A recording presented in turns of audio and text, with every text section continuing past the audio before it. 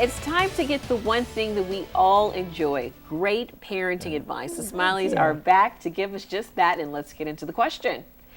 Do you have a good way to teach a child to allow enough time so that she is not late? My mother would love this one.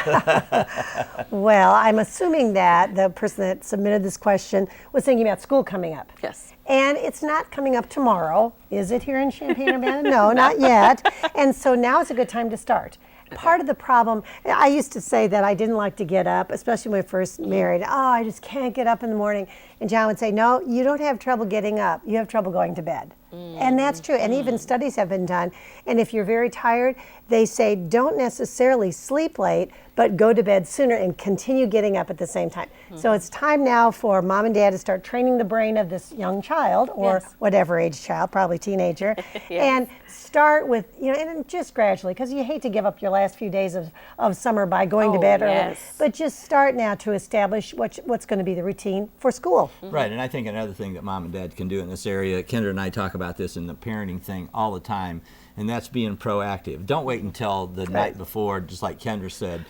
Start talking about this. Okay, summer's coming to an end. This is going to be our schedule. Mom and dad can sit down with however old the kids are and say, this is going to be our new schedule. We're going to have to get up at this time. What are we going to do? Talk to them, especially if the kids are junior high, high school. Let them come up with the solutions of we have to, you have to get up. We have to be at school at this time. So how are we going to do that? Let them be problem solvers, and then the family gets into it together. Okay, this is what you have to do, and then mom and dad just help them do that. So if the kids have decided, well, like if it's a girl and they need to do their hair and take up time, I need an extra 15 minutes, that's fine. Then mom and dad just helps them. Okay, when school starts, we all agreed that you needed to be up by 7 o'clock. Mom and dad are just helping them get up and get going. One of the things we used to do with our kids, whether it was getting up or just getting ready to go anyplace, was used to say count backwards.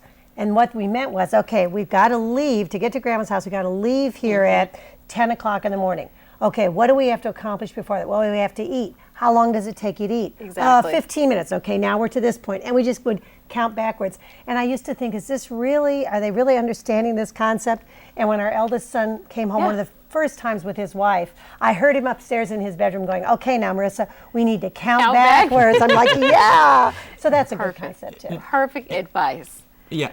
All right. And I would just say one more quick thing, and that is that when the schedule starts, it's probably better if mom and dad are up a little bit earlier, so their routine changes a little bit too. Right, a lot of great advice. Thank you so much, Smileys. And of course, don't forget, if they answer your question, you can get a free copy of one of their books.